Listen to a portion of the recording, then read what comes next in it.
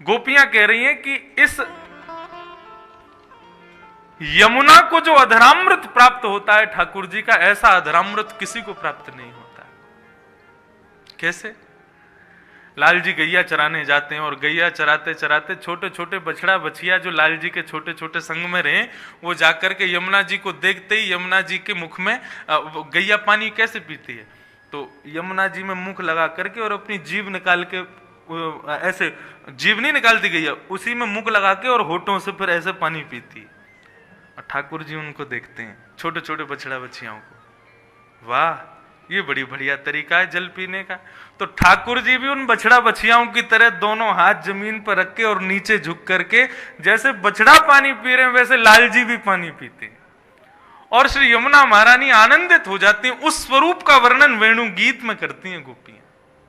अद्भुत है वेणु गीत, समस्त गीत भागवत के अद्भुत।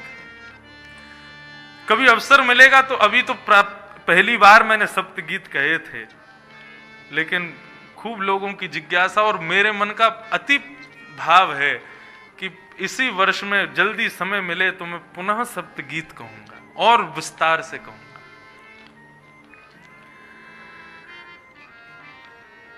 समस्त बालकों को वेणु गीत का श्लोक याद कराया। बरहा पीड़म नटवर वपु कर्णयो कर्णकारं विभ्रदवासः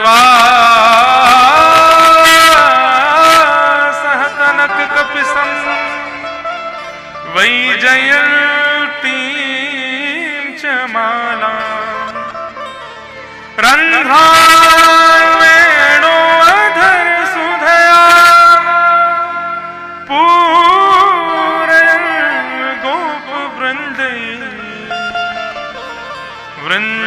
वृंदारण्यं स्वपदरमणं प्राविशद गीत की।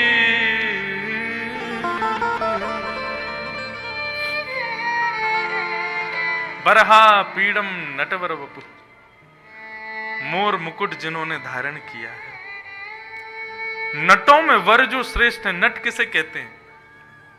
जिसको देख करके आप एक बार में ही आकृष्ट हो जाते हो। मंच पर लोगों को आकर्षित करने के लिए जो पधारते हैं उनको नट कहा जाता है। लेकिन हमारे लाल जी कौन है? नटों में वर, यानी कि नटों में श्रेष्ठ। ललित गति विलास वल्गुहास प्रणय निरीक्षण कल्पितो रुमान। श्री भीष्म पितामह कहते हैं ठाकुर जी चलते कैसे हैं?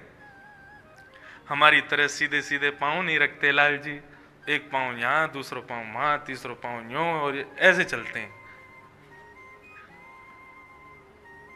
माइकल जैक्सन भी फेल है ठाकुर जी की वॉक पर।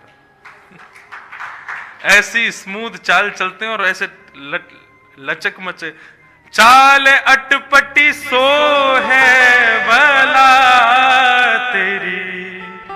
श्री भगवती प्रसाद गंधर्व जी गाते हैं, आज गवाऊंगा मैं।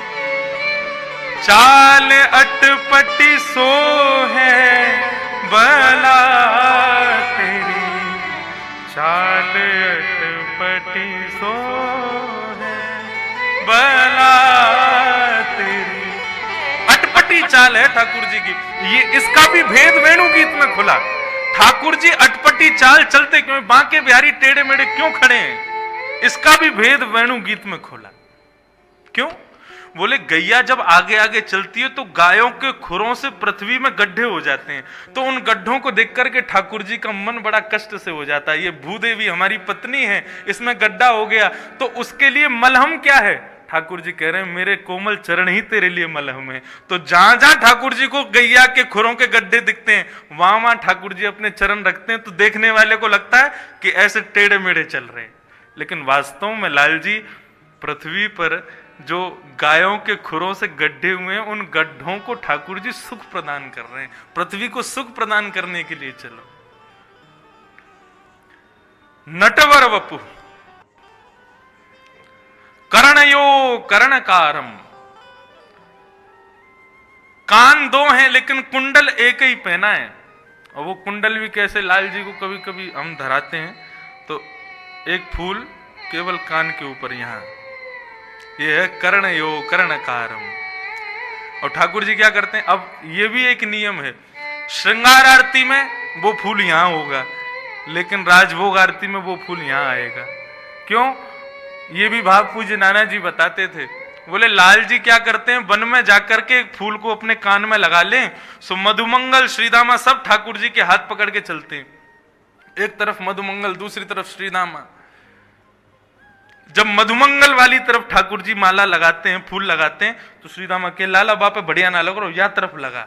सो ठाकुर जी यहां से निकाल के यहां लगा लें। बोले अब ठीक है? बोले हाँ अब बढ़िया लग रहा है। मधुमंगल के बहुत ही बुरा लग रहा है, यहीं लगा ले वापस। तो ठाकुर जी यहां से यहां लगा लें। बोले तुम दोनों मुंह को ऐसे ही परेशान करते रहो। बोले लाला तू ऐसी व्यस्त रहे, हमारी बातन को मान तो रहे, हमें सुख मिले। तो कर्णयो कर्णकारम, दो कान हैं, कुंडल एक है। और नाना जी तो यूं कहते ऐसे निकाल के नहीं, ठाकुर जी उछाल उछाल के फूलों को लगाते हैं दोनों कानों में। बड़ा सुंदर भाव। कर्णयो कर्णकारम विभ्रदवासः कनक कपिसम। क्या पहने हैं? बोले पीली बगलबंदी पहनी है, पीली पीतांबरी पहनी है ठाकुर जी ने। हमारे नाना जी के भाव इतने मधुर हुआ करते थे, ब्रज साहित्य के अद्भुत विद्वान थे। वे कहते लाला जब यशोदा मैया लाला को पीतांबरी पहनाती, पीले वस्त्र पहनाती, और वह पीतांबरी को पहन करके नंद नंदन श्याम सुंदर जैसे ही नंद भवन से निकलते तो कहा होता, बोले सूरज अपने आप के आगे बादलन को लिया, तो बोले अब एक सूर्य पृथ्वी पर आगे हो, मेरी आवश्यकता ना है। ठाकुर जी चमक रहे। विभ्रदवासः कनक कपिसम वैजयंतीम चमाला। वैजयंती माला पहनते। ठाकुर जी की माला कैसी होती है? हम लोग माला पहनते हैं पेट तक, लेकिन आप श्री जी बाबा के दर्शन कभी श्रीनाथ जी के करो, कभी राधा रमन लाल के दर्शन करो, बिहारी जी के दर्शन करो, पूरे अंग पर माला पहनते हैं। मतलब माला का एक छोड़ चरणों से छुभना चाहिए ठाकुर जी के। उसका भाव क्या है ये भी वेणु गीत में बताया कि ठाकुर जी जब चलते हैं तो इतने कोमल चरण हैं ठाकुर जी के, अब वो मानेंगे हैं नहीं, जहां जहां खुरों के गड्ढे वहां वहां चरण रखेंगे। तो मालाओं ने क्या विचार किया, वे पूरे अंग पर आती हैं। जब ठाकुर जी चलते हैं और ठाकुर जी के पैरों की ठोकर उन माला पर लगती है, तो उसके पुष्प उछल करके आगे की जगह पर जाकर के उसको कोमल बना देते हैं, ताकि ठाकुर जी के चरणों को श्रम ना हो। इसलिए पूरे अंग पर माला पहनते हैं। वै जयंतीम चमालाम किरंध्रान वेणु अधर सुधया पूरयन गोप वृंदई। ये वेणु कौन है पता है आपको? कल्याण अंक में मैंने पढ़ा था। ये वेणु कौन है?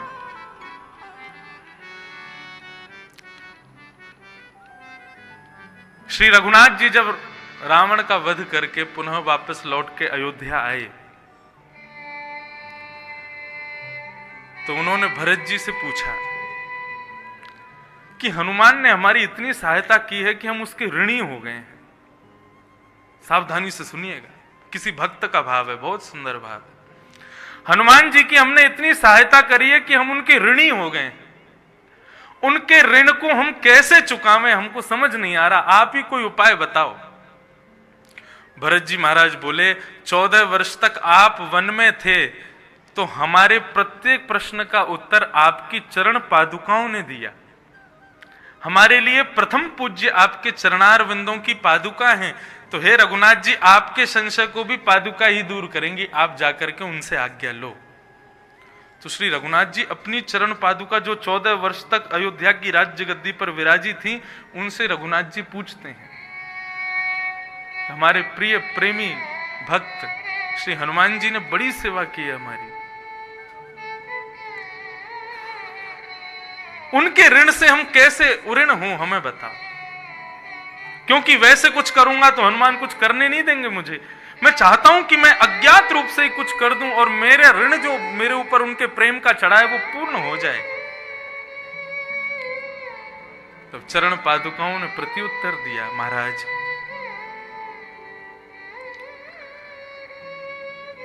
आप लंका से जब पुनः लौट रहे थे तब हनुमान जी से कोई संवाद हुआ था आपका? बोले हाँ। बोले क्या संवाद हुआ था?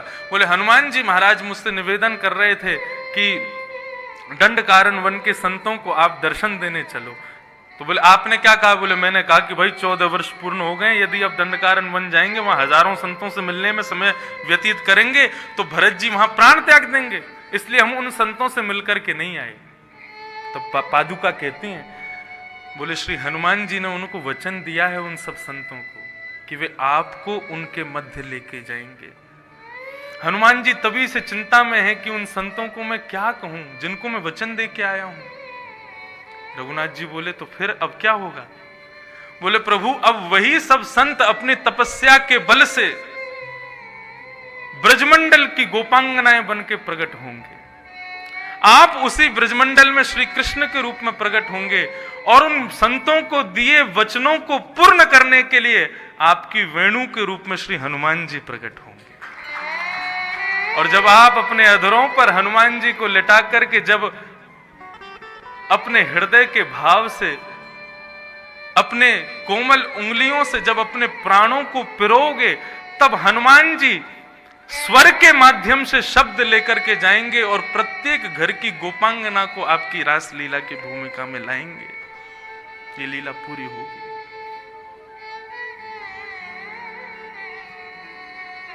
श्री रघुनाथ जी आनंदित हो गए। वंशी वैसे भी शंकर जी का स्वरूप है, शिव है,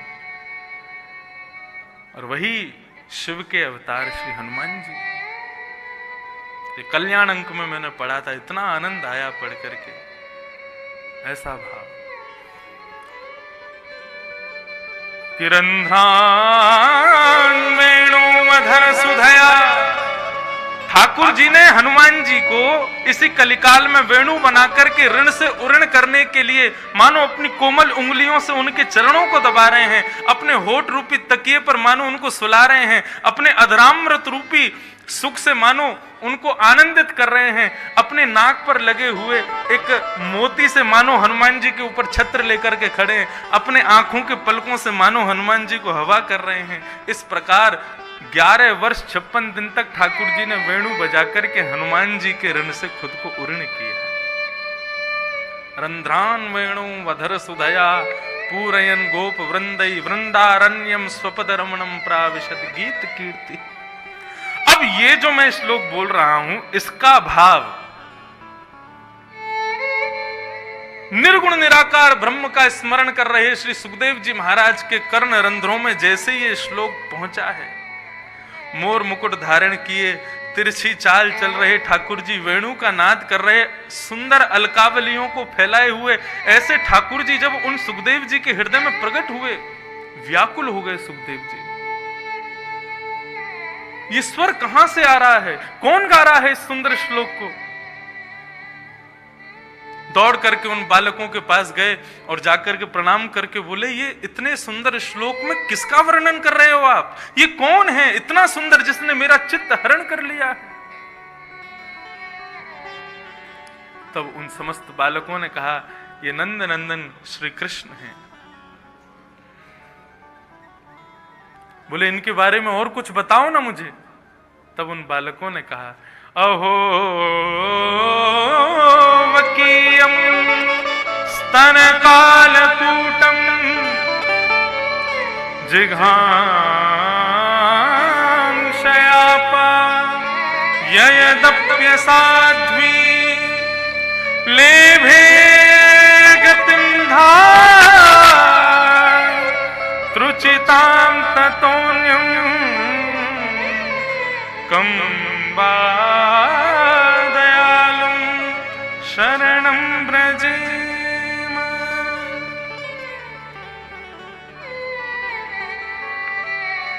अहो बकीयम स्तनकालकूटम जिघांशयापा ययदप्य साध्वी लेभे गतिम धा त्रुचितां ततोन्यम कंबा दयालुं शरणं व्रजेम। उनकी दयालुता का भाव बताया। बोले स्तनों में विष लगा करके आई थी इन्हीं नंदन नंदन को मारने ये पूतना। सुखदेव जी कह रहे हैं अच्छा फिर? बोले इन नंद नंदन ने पता है क्या किया? बोले क्या किया? बोले उसके प्राण हरण करके उसके प्राणों को ठाकुर जी ने यशोदा की पदवी पर पहुंचा दी। जो उनकी माता यशोदा को पदवी मिलने वाली है वो उन्होंने पूतना को दे दी। कंबा दयालुम शरणम ब्रजेम, इनसे ज्यादा दयालु और कौन हो सकता है।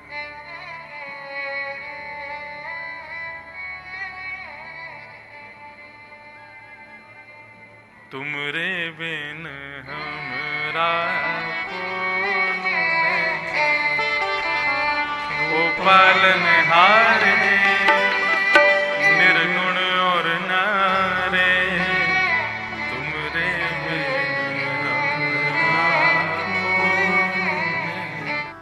जब इस दया के भाव को श्री सुखदेव जी महाराज ने सुना, तुरंत मन बना लिया कि अब तो इन्हीं की शरण लेनी है।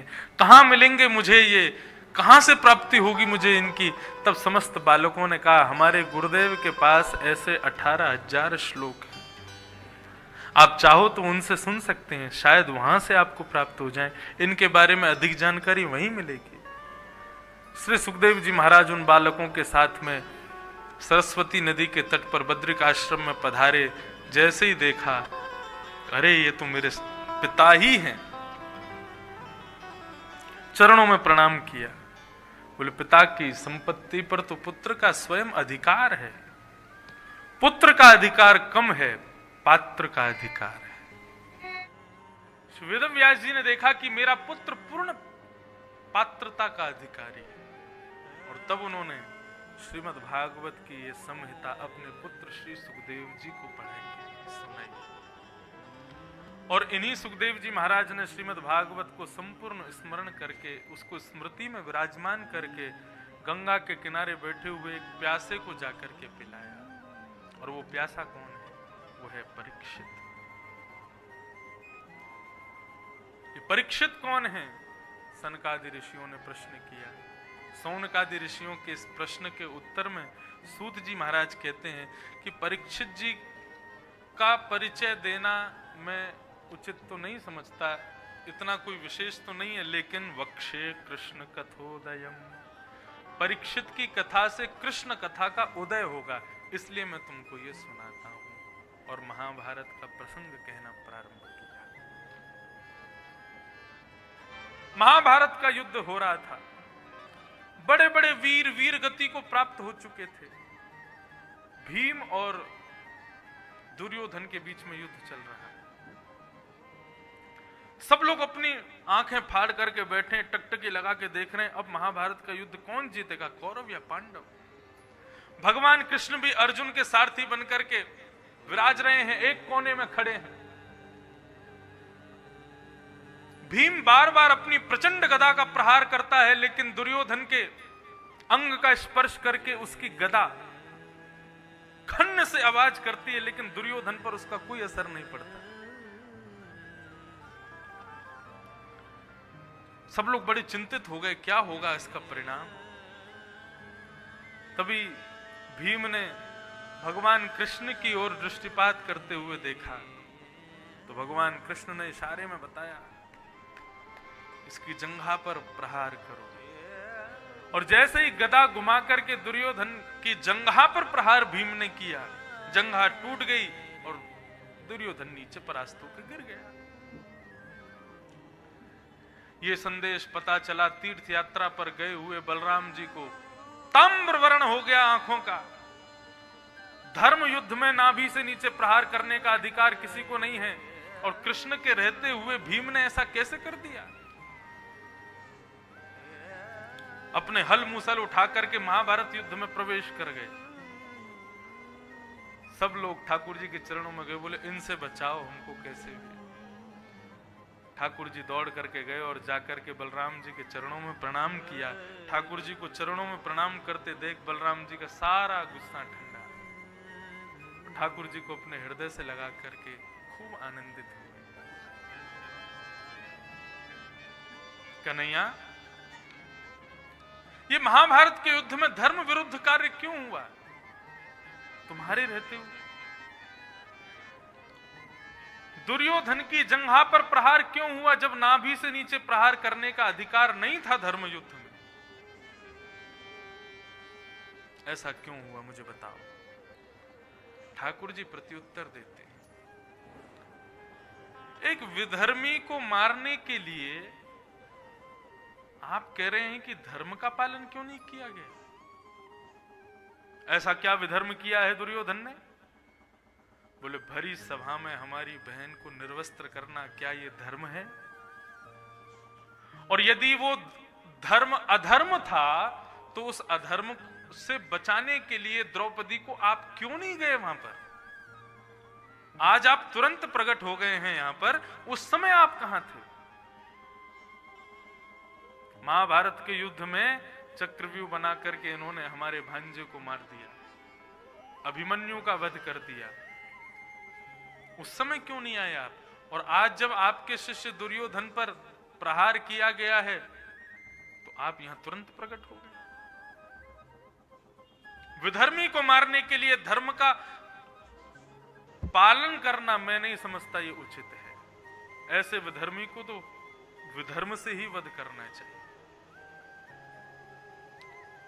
ठाकुर जी के द्वारा इन वचनों को सुनकर के बलराम जी को पश्चाताप हुआ। पांडव समस्त महाभारत का युद्ध जीत गए, लेकिन दुर्योधन अभी भी अचेत पड़ा है। तभी गुरुपुत्र अश्वत्थामा अर्धरात्रि में दुर्योधन के पास जाकर के कहते हैं, हे दुर्योधन आज्ञा करो, मैं क्या करूं? बोले आज्ञा क्या है, एक ही बात है, यदि पंच पांडवों को मार सकते हो तो मेरी मृत्यु तो सुनिश्चित है, मैं कुछ ही क्षणों में मर जाऊंगा, लेकिन मुझे संदेश मिल जाए कि पांचों पांडव मर गए हैं तो मेरी मृत्यु सुखद हो जाएगी और ये सब राजपाट तुमको मिल जाएगा। अश्वत्थामा अर्धरात्रि में पांडवों को मारने के लिए जा रहा है, तभी भगवान को संदेश मिला कि अश्वत्थामा आ रहे हैं। पांचों पांडवों को हंस दिखाने का प्रलोभन देकर के ठाकुर जी वहां से उठा के ले गए। हंस देखने का मतलब विजय। हंस आसानी से आज नहीं दिखता, ऐसा नहीं, कभी भी नहीं दिखते थे, बहुत कम लोगों को हंसों का दर्शन होता था। ठाकुर जी ने कहा मैंने अभी अभी हंसों को देखा है, सभी पांडव उठ जाओ, चलो मेरे साथ। तो हंस देखने के प्रलोभन में अत्यंत थके हुए पांडव भी उठ करके चले गए, लेकिन द्रौपदी के 5 पुत्र वहीं सोए थे। अश्वत्थामा ने अंधेरे में आकर के द्रौपदी के 5 पुत्रों का सर धड़ से अलग कर दिया और प्रमाण के लिए उन सरों को लेकर के दुर्योधन के पास गया। दुर्योधन ने जब प्रकाश करके थोड़ा देखा, अत्यंत दुखित हुआ। अश्वत्थामा, ये तूने क्या किया? हमारे कुरुवंश के चिराग थे ये, जिनको तूने मार दिया। अरे हम सब भाई तो आपस में लड़ झगड़ करके मर गए, हमारे पिंडदान करने वाले बालक थे ये, इनको भी तूने मार दिया। अब तो हमारे कुल में कोई पिंडदान करने वाला भी नहीं बचेगा। और इसी शोक में दुर्योधन के भी प्राण निकले। परंतु आपत्ति विपत्ति तो आई है द्रौपदी के ऊपर, समस्त पांडवों के ऊपर। पूरे हस्तिनापुर को रात्रि में सजाया गया था कि आज पांडवों की विजय का आनंद मनाया जाएगा, उल्लास मनाया जाएगा, लेकिन पूरे हस्तिनापुर में मातम बन रहा है। द्रौपदी के 5 पुत्रों को मार दिया। अर्जुन प्रतिज्ञा ले रहे हैं, द्रौपदी तू रुदन मत कर, मैं वचन देता हूं जिसने भी तेरे पुत्रों को मारा है उसको जीवित नहीं छोड़ूंगा, उसके रक्तों से मैं तेरे केशों को रंग दूंगा। भगवान बार बार अर्जुन का हाथ पकड़ रहे हैं, अर्जुन ऐसी प्रतिज्ञा मत लो। लेकिन क्रोध में जब व्यक्ति होता है तो याद रखिएगा, निर्णय सदैव गलत ही लेता है। इसलिए देखो, क्रोध करना शास्त्रों में वर्ज्य नहीं बताया, क्रोध होना चाहिए और उसके कई नियम बताए। क्षणम कोप घटिकत द्वयम, इस प्रकार क्रोध के नियम बताए गए। एक होता है क्षण भर का गुस्सा आया और तुरंत शांत हो गया, लेकिन शास्त्राज्ञा कहते हैं कि गुस्सा कैसा होना चाहिए? बोले घटिकत द्वयम, 2 घड़ी बस। एक बात से दुखी होकर के और वर्षों तक जो क्रोध में रहते हैं, ऐसे व्यक्ति को नरक जाने से कोई नहीं रोक सकता। क्रोध भी कारण है नरक प्राप्ति का। नरक प्राप्ति का बहुत बड़ा कारण है क्रोध। इसलिए क्रोध पर थोड़ा सा काबू कीजिए। लेकिन क्रोध बहुत आता है तो ठीक है, धीरे धीरे उस पर प्रयास करो, लेकिन कोई भी विशेष निर्णय क्रोध के मध्य नहीं लेना चाहिए। क्योंकि क्रोध जब आता है तो व्यक्ति अपने मति से और अपने मन से सोचना बंद कर देता है।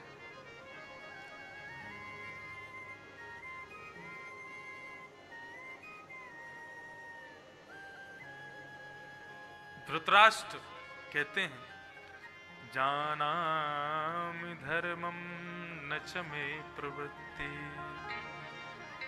जानाम्य धर्मं न च मे निवृत्ति, केनापि देवेन हृदि स्थितेन।